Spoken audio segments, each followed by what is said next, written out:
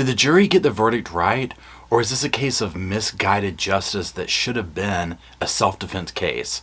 Let's talk about the Apple River trial and verdict in today's video.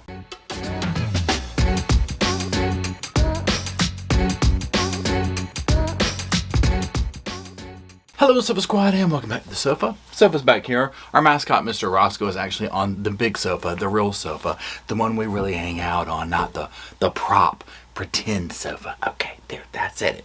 Now, my name's Paul if you are new to the channel. What we're going to be doing today is talking about the Apple River trial, okay? This it seems like it came out of the blue and took the internet by storm and divided everybody's opinion. So that being said, what I want to do for this video is not specifically do like a big deep dive into it, because this is literally on the tail end of the verdict. I want to talk about some key elements of the trial that I found interesting. I want to examine parts of that video that one of the kids, the teenagers, the victims, took of the incident, and then talk very quickly about the verdict at the end of it, and then kind of discuss what I think happened, that type thing. Now, if you do want to follow me and, well, Roscoe, who is usually back here on the Insta, on the gram, not on the tubes, well, go on, click it. It's on the screen. It's in the description. Give us a follow. Now, let's start with like a very quick overview of what this case is about and who we're dealing with. So the defendant in this case, his name, he goes by Nikolai Mew. And he was a Romanian war refugee. He's in his 50s. He just had triple bypass surgery. And he was at this river with a group of friends. He is who was on trial for this case. Now, before we get into like the who's who and that type thing, let's take a look at the charges that he was up against. And what we're going to do is put a couple of little screenshots of some articles on the screen and go over those very quickly. So on the screen, you're going to see here where it says, Mr. Mew takes the stand in his defense on day 7 of Apple River stabbing trial, and this is by Anthony Betton. Let's go on over to the actual things here. So Hudson, Wisconsin, Mr. Mew testified in his defense after the prosecution rested his case in the Apple River trial. He stabbed 5 people on the river. He took the life of 17-year-old Isaac Schumann and injured 4 others. The victims ranged from age 17 to 24 and were from Wisconsin and Minnesota. The state seeks to prove that he was the aggressor that day. The defense is saying that he did this in self-defense. He is charged with first-degree intentional H and taking Schumann's life, and attempted first-degree intentional H, where he, the other people. He is pled not guilty. This is back in September 2022. So remember this when we get to the actual verdict part of it. He is claiming, they are going with intentional and not intentional, because we'll talk about this at the end and some of my opinions on why the jury might have done what they did. Okay, let's continue on. Okay, so now let's kind of get on the same page and let's talk about the groups of people that are involved in this situation. So first of all, let's paint the scene. This is it's September, a couple of years ago. I mean, depending on the weather there, it probably was a beautiful day. I know here in North Carolina, the weather is like amazing in September. So they're on the river and they're tubing. Now, tubing depends on where you're at. This is usually a very chill sport, if you will. It usually involves drinking. It usually involves friends. And usually it's a scenario where you and a group of friends are in some tubes. You got a cooler. You're hanging out. You're going down kind of like a lazy river. And when you do run into other people, there's usually a level of chillness. Like, hey, neighbor, what's going on? Which is what kind of made this whole situation surprising, especially when we see the behavior of the teenagers in this. So that being said, that's what everybody here is doing. Now let's look at the 3 different groups of people that we're going to be talking about. So if you'll see here on the screen, we have 3 different groups here. In the upper left, it says the Carlson group. Now this is a group who I will say, in my opinion, had absolutely zero reason to get involved with this situation, but they chose to insert themselves in, and it did not end well for them. Now to the right, we have Isaac group. Now remember, Isaac is the one who lost his life. This is the group of teens who we're going to be seeing a lot of in that video. Their behavior was pretty over the top. A lot of people were not happy with the way that they saw them coming at this guy, and one of these boys ended up losing his life. Now at the bottom, we have the Mew group. Now this is the defendant's group of friends that he was there with. At this time, it was his wife. She was in this group. We're going to look at some of her testimony as well. So as you see, what is a common theme with each of these groups? There is a large amount of people in each of them. Okay, although his group does seem to have left him a bit high and dry, but we will talk about that. So these 3 groups, they're on the river, they're chilling out, they're in tubes, and what ends up happening? one of the people in Mr. Mew's group loses their phone. They were listening to the music on the cell phone. It falls into the river. Now, as you know, or maybe you don't, rivers, they have a current, this kind of thing. And so basically the friend is like, it's gone, whatever, you know, just let it go. Well, Mr. Mew had his snorkeling gear with him. He had stuff like that. And he had also brought a knife with him to cut the strings that were on the tubes or something to that effect. So he had this knife with him. Okay, so keep this in mind. So he's basically like, no, I'm going to go look for it. I'm going to go look for it. And he begins to do just that. Now, this is where a lot will come into the case of like where he was at and what he was doing. And this is where also you will see the entrance of the video that we're going to be looking at and whatnot. So we'll get into my opinions again of what I think probably kind of the way it really went down or whatever. However, let's talk very quickly about who ended up being the victims because we're getting ready to meet all of them through the video. So again, you will see on the screen here at the top upper left, Isaac Schumann, he did lose his life. Now AJ is part of the friend group with Isaac. Let's skip over Riley, we'll come back to her. Tony and Dante, they were part of this friend group. They're in the video, you see them. Riley will be one of the females that comes up to him from that third group that I said they had literally zero reason to involve themselves. That's where she comes from. Okay, so, but these are the 5 people that sustained injuries, and obviously one of them enough to lose his life there on scene. Okay, so keep that in mind. These are all very young people. Remember, the oldest one is 24, which I think was her, the young lady. So, that being said, what we are getting ready to do is we are going to look at some clips of the video.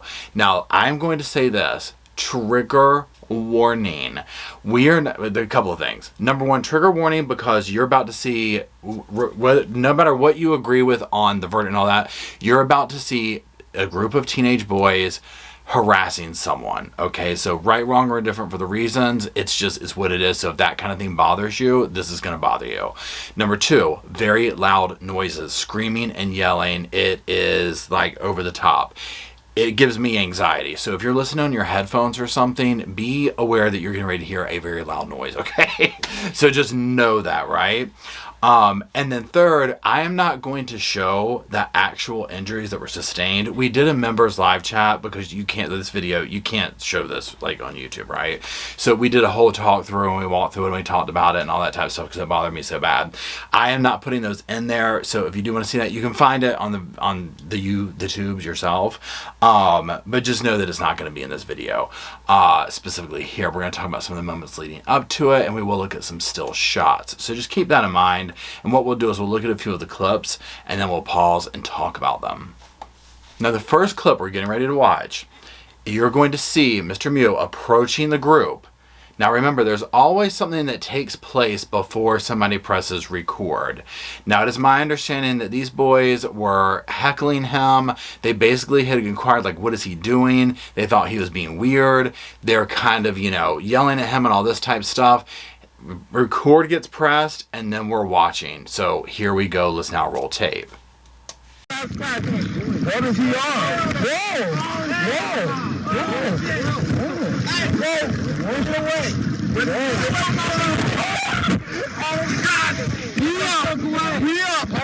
What are you talking about? What the hell are you talking about? Okay, so let's pause right there. So you saw him approach. He has the snorkel. And remember, he was looking for this phone, right? So he runs up. Now he drops the snorkel. Now and you'll hear whether it's in here, the extended one, where there's like, oh, you lost your snorkel. Whether they hid it from him or not, I do not know. A key element of this part to keep in mind is you saw him run up to them and put his hands on the tube, right? Remember, this is a self-defense situation that he's trying to claim. And we'll get to my opinion on it. So just keep this in mind right now. We're looking through the cold lens of legality, right? He is running up to these boys and he's putting his hands on the tube. He drops his thing. He's looking around for it and the boys start to swarm. Now, there's no argument that their behavior is very questionable towards this guy. Also keep in mind, drinking and smoking has been going on all day amongst, I don't know about smoking amongst everybody, but there is substances amongst all 3 of these groups. So everybody's probably got a little bit of liquid courage. Let's go on to that next clip now. Get away from us. What? What are you doing? What's going on with y'all homie? He's on camera. Slipping. He's on 4K. Yo, the new iPhone got that good quality. What did you say?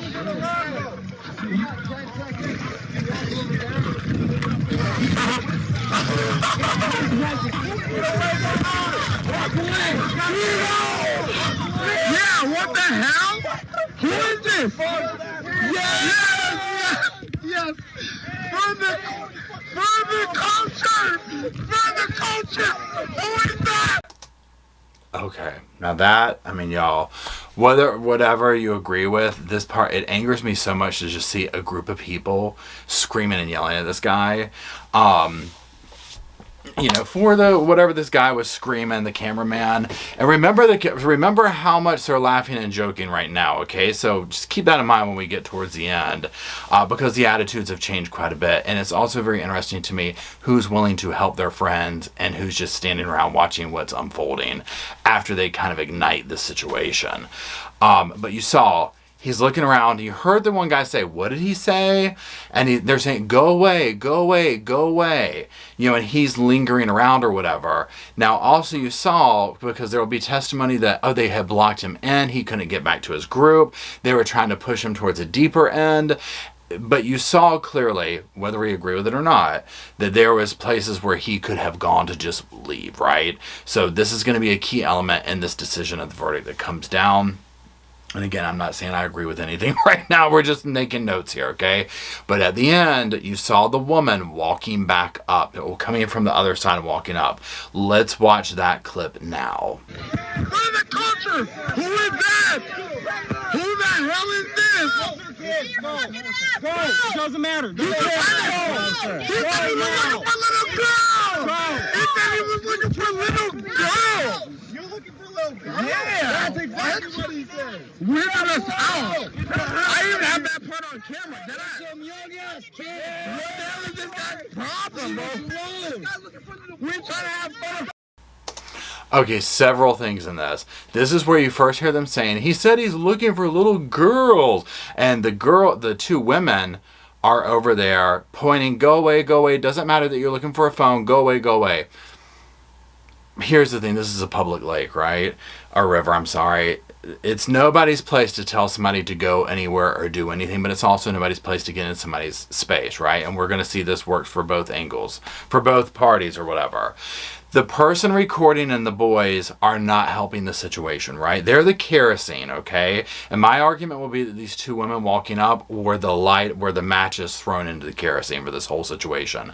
Now, he has this, I've seen a lot of people talking about this smile on his face and all this. I don't know this man. Remember, he's from a completely different place than here. I don't know how things go where he came from and that type thing compared to like how teenagers here or there, whatever, right? I see he waves to his friends or whoever the group up there. To me, he seems a little bit in shock, a little bit embarrassed, a little bit like trying to laugh it off. I'm not reading into his behavior as like this maniacal, I'm getting ready to go on a rampage. We'll get into my opinion. Again, I'm trying to really just hold back on like this is what I would have done, right? Because of course it's easy to say that from the sofa.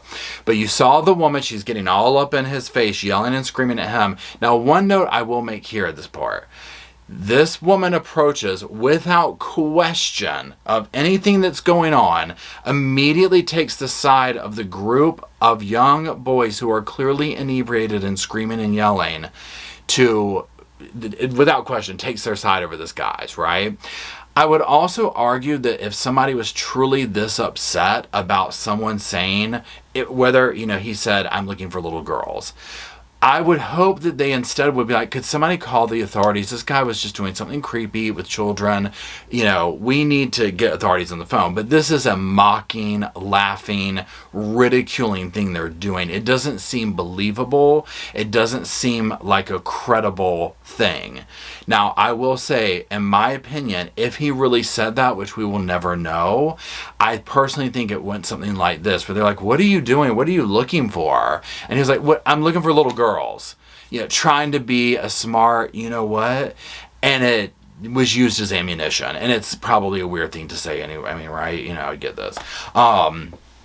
However, that's based on like if he said it or not, right? I do not think if somebody was legitimately doing that they would announce this to people in this situation, okay? Is what I'm getting at. But again, I wasn't there. We'll never know. Let's go to the next clip.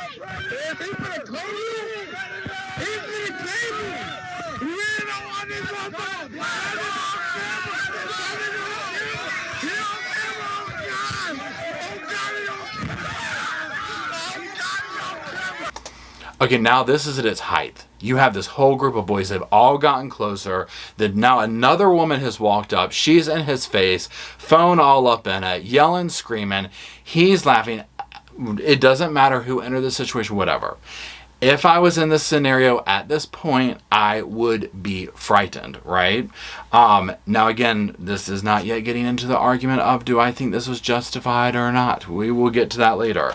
But in this moment, I would have been like, oh my gosh, because at this point, he is surrounded, right? There's not much getting away from it. He would have to kind of push his way through these people a little bit. But let's keep going.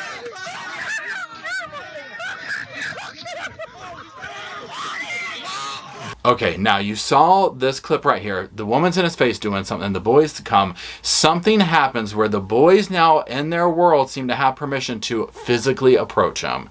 They are making contact. They push him down. Now, I'm not going to show the next parts, but they strike him. And there is a level of like kicking, like they're beating him up. He will say that he pushed the woman because she was in his space. She will say, and we're going to hear from her in a minute, that he was punched.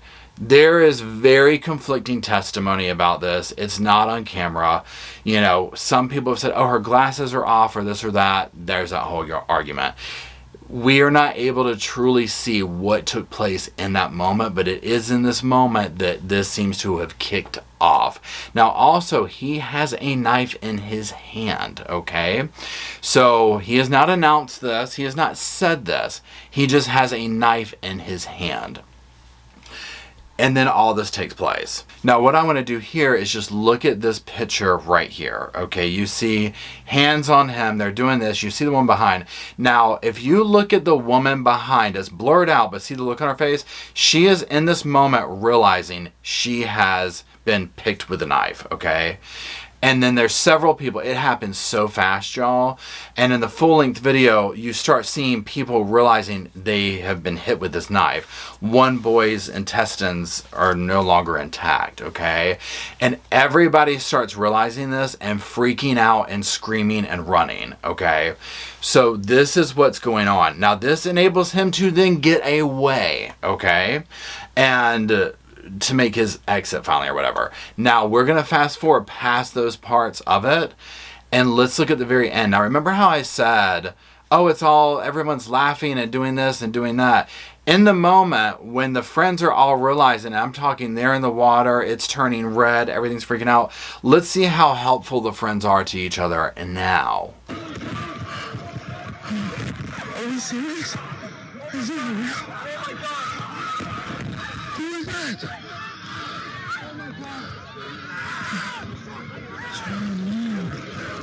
Who is that?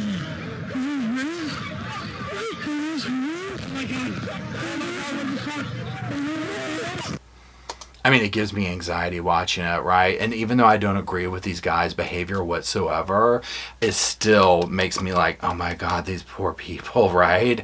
You know, because you know that they're completely panicking, right? Now, again, it's not that I say I agree with how they were acting and whatnot, any of them, anyone involved in this, okay? And we'll get to that in a minute.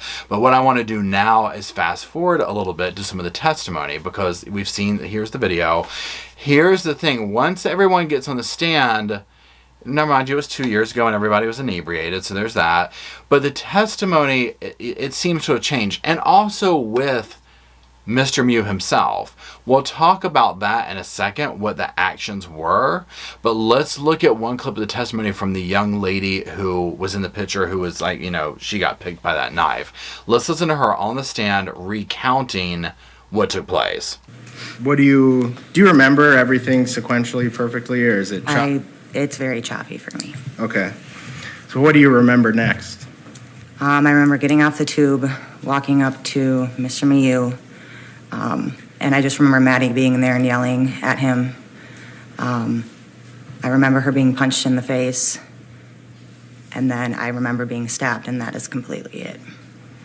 So, you don't remember, did you see or don't you remember anyone else stabbed? No.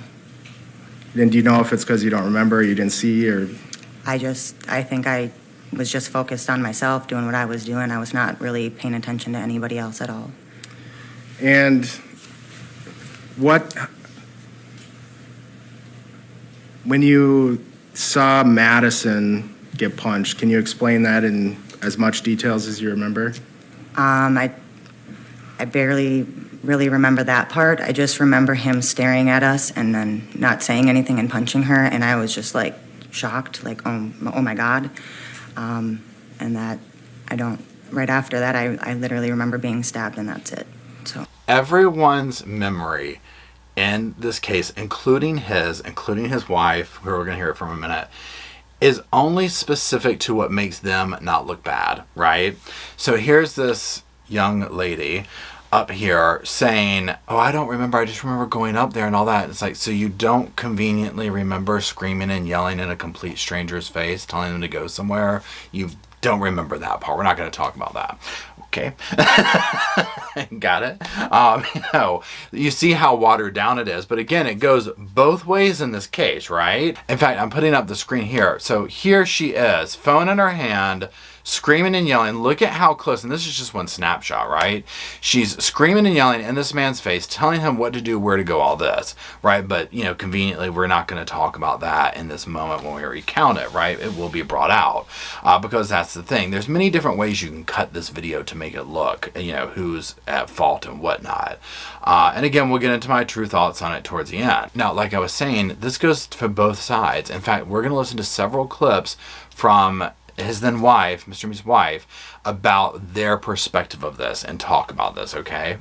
And was he snorkeling by a group of young guys at one point? I don't know. He just took the snorkel and went out there. Did you see him by a group of young guys at some point? I did later Okay. when the incident started. And was there actually a couple times that Nikolai went over to that group? That I don't know for sure. Did you tell law enforcement that he went over there twice? I know I think he went to that group, he came back, and then I didn't know he went back to that group until later I saw him over there. Okay. So he had gone to the group of the young guys, came back, and then at some point he went back there, but you didn't see him go back there again. No, I didn't keep a track of him. Okay, so now remember, they're on a river, they're in a tube, and she'll say this, we'll hear in a second. The prosecutor also, some of his questioning tactics I was curious about in this, I'll say that. The way he would pull some of these answers out, it was very confusing for me. But again, he went over there a couple of times, but key notes here in the evidence, he went over back and forth a couple of times. A lot of times in these situations, in my opinion, my unprofessional opinion, the jury is looking for is this a true, stand your ground, which the state does not have stand your ground, not the way like Florida and places do. He willingly kind of went back and forth. There was this and that. He engaged at one point, So that sticks out to me about this. But let's go a little bit deeper into the wife's testimony and hear from her again. And at some point, did Ariel's phone get knocked in the water? I don't know how it went in the water, but yes.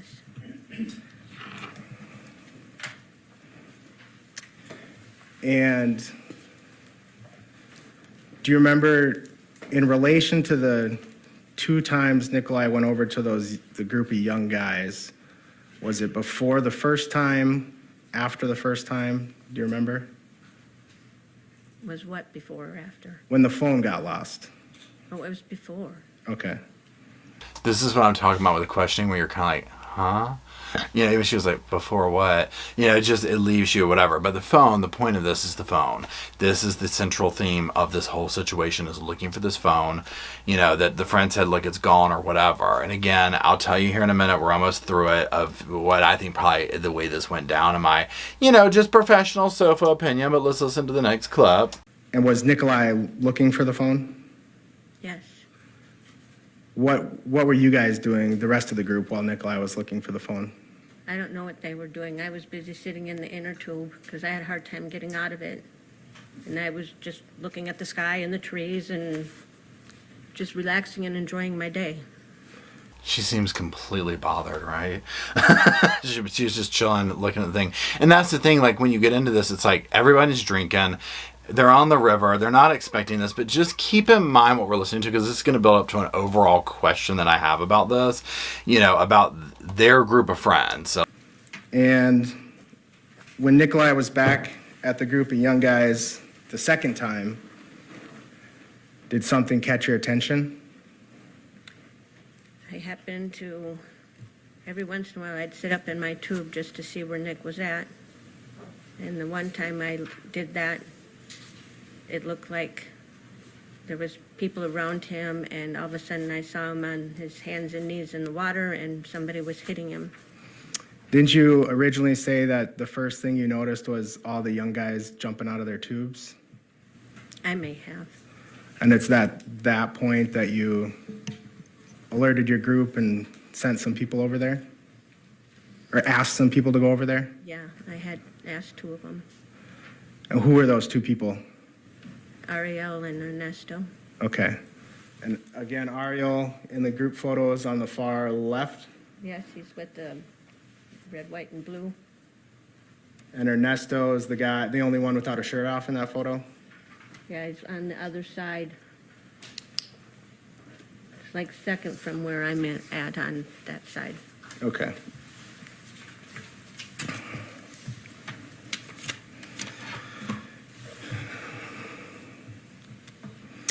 Okay, so again, you see a central theme here, and again, there's more evidence. We're not going to get into all the testimony, but this is a good central theme of, I don't know, what I looked, the guys were just beating him up, you know, the thing, or, oh, you know, he did this. One gentleman got up there and had the most concocted story you've ever heard of, right? That just didn't make sense. And so many of them, their memory was so foggy and unclear. So there's this question about what really went down in those moments, and we'll never know except for the people that were there. And honestly, from some of their testimony, they don't know either. But now Mr. Mew is not without fault in this department either. In fact, let's take a moment and look at his interview, his questioning, when he's put in the back of the cop car. Now, here's the thing. What would happen after those moments in the lake and whatnot is he would go back to his group, and they would stay around, according to the wife, for about 20 minutes. They heard all this screaming, all this craziness, all this stuff. And then he basically is like, well, let's head home. So I'm very curious, like, did they not think, like, the wife will testify that she saw someone getting CPR. And I'm like, but your husband just came from there. I'm very confused about this part, okay? I'm just very like, what? So they will apprehend him eventually before he's able to leave because he fits the description. And let's see what he says to the cops while he's in the back of their car. Still doing all right? Yeah. Okay. What's going Temperature? on? Temperature's okay in here? Yeah. Okay. I hear somebody got stabbed, and I fit the description. Yes, you do. All right. Yep. So we're working through that now. Did you see that fight on the river? I heard about it. You heard about it? Yeah, and I seen people gather around it. Okay. All right. And I went over to talk to see if somebody saw anything, but that's about it. Okay. Our whole group was pretty interested in finding out what happened. Okay. And that's your whole group over there? Yeah. Okay. All So right. I don't know. Okay, well, Did you see anybody injured? no. You didn't see anybody injured? No. Did you see anybody fighting? I heard people screaming at each other, yes. Okay. Yeah. Screaming in anger or screaming in pain, do you know? Everybody's drunk, so I don't know. I can't tell the difference, but I would say, I don't know, just screaming. Okay. You know, calling each other names. But, that's I've seen that all day. And we've all been drinking a lot. I'm sure they're drunk. I'm sure they're doing, I don't know, kids being kids. Kids being kids. Where are you? Where's your group from? Where did you drive from today? I drove from Prior Lake. From Prior Lake. Yeah. Okay. Actually, we didn't drive with them. We came here alone. Your wife and you? Yeah. And you met the group here? Yeah, but we know each other. Okay. All right. As long as the temperature's good, I'll check back with you in a minute, okay? Thank you. Thank you. So, he heard there was a fight. The whole group's curious what happened. Clearly, he went up and said, I don't know what's happening, you know what I mean, or whatever, to the group. Let's go. Let's go ahead and get out of here, people. So he would continue to lie. He disposed of the knife on the bank in the woods or something like that. He would lie about the kids having knives. He lied multiple times throughout this, okay? So it's not just the other group members. It's everybody involved. It's like telling a story that benefits themselves, right? Clearly, this is right after this incident took place, and he's playing this off completely like he can get away from it. At the time, he didn't seem to realize that there was a camera, a phone, right?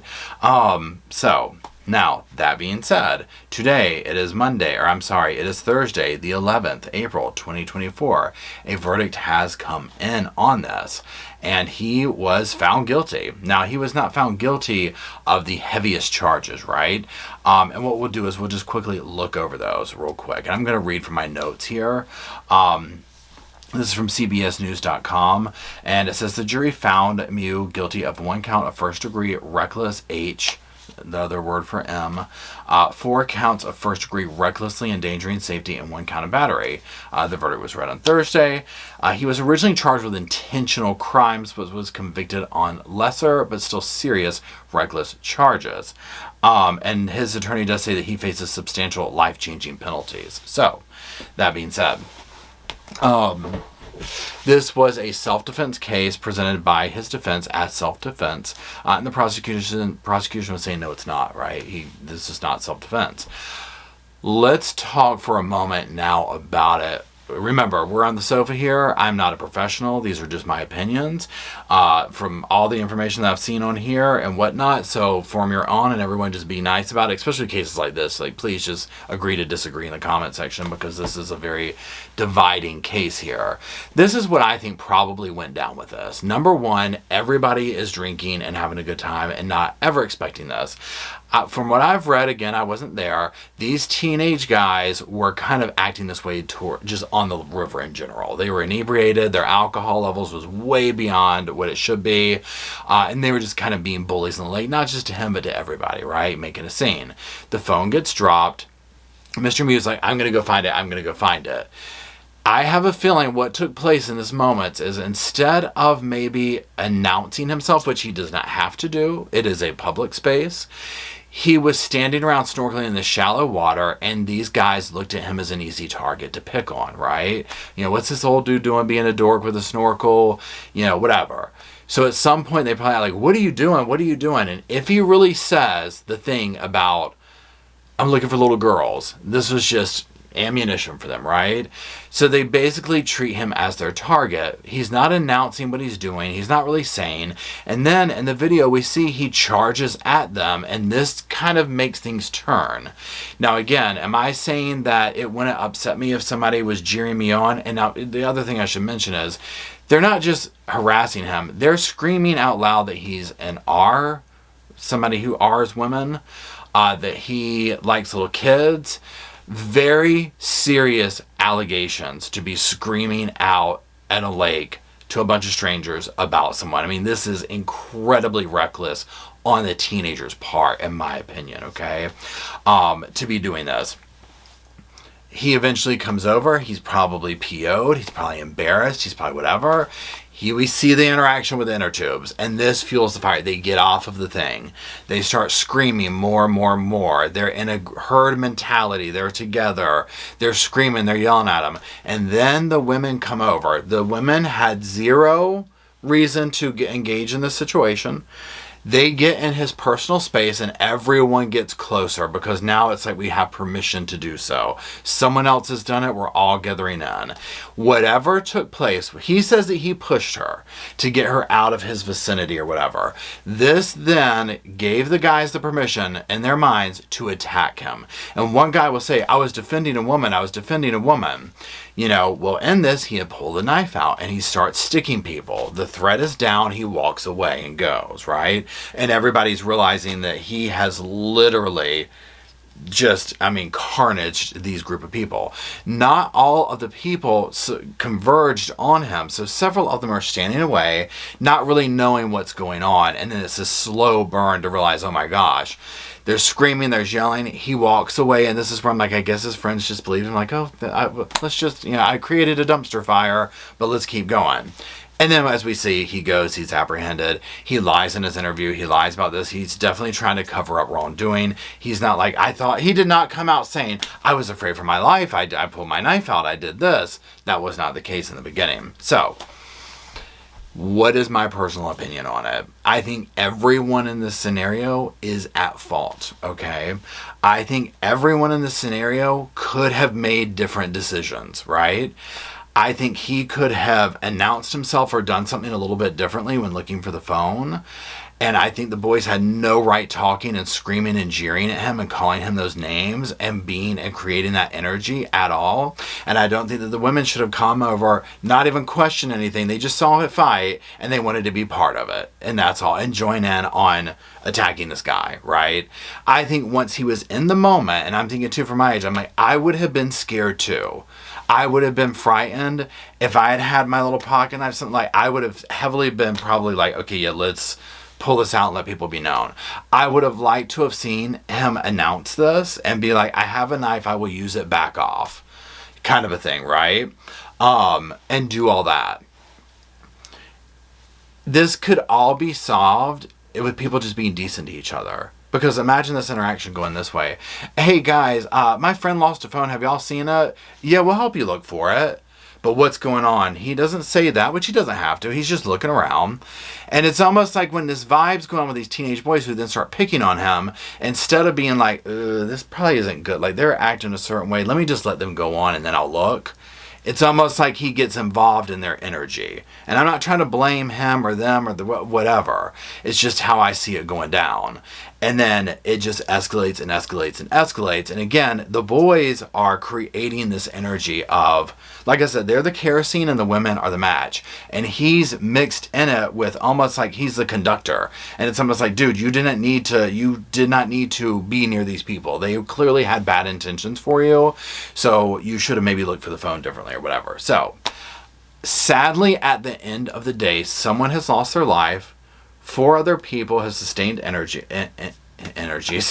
injuries. His life will be forever changed. He said, oh, my life's going down the tubes now. Yeah, it is.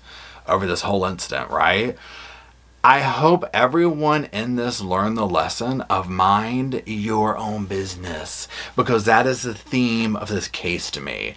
Is mind your own business. When I was watching this, I was like, it is 2024. I'm nervous to honk the horn at somebody, right?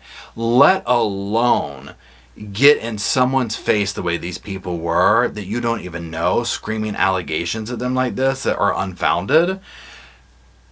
You know, my first thought is, what do you expect is going to happen? You were shocked that he pulled a weapon out and used it? You know, kind of a thing. Again, with him, I'm like, why would you even place yourself near these dudes who are starting to scream and yell and pick on you?